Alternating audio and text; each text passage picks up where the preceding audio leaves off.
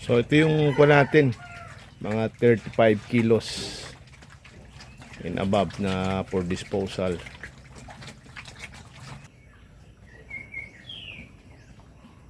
Ayan, hit na pala yung ating pinakain na may bagong walay.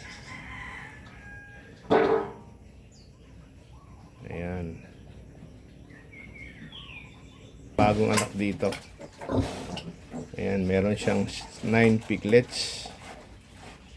Ayan o, lulusog na.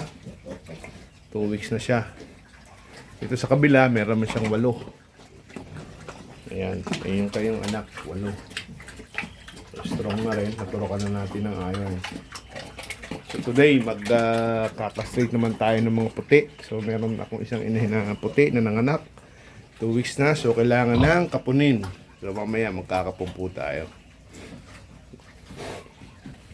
Ayan, naiinggit yung dalawa. Actually buntis na yan. Itong isa, posible magpauba na rin to kung maliit na to. Ayan. Ito, most probably, nababhan na rin itong isang to. So, ito yung ating susunod na dumalaga. So, pagandahin lang natin. Then, siguro in next month, pwede na rin to. Medyo maliit nga lang siya. Actually, malaki siya before kaso, nung ilabas ko, parang humina yung katawan. And meron tayo ditong 6 na alanganin. Actually, pwede nang litsunin to. Kung na to mahigit ng magtatatlong buwan na yata to o 2 buwang mahigit. Ayan. So 6 lang sila.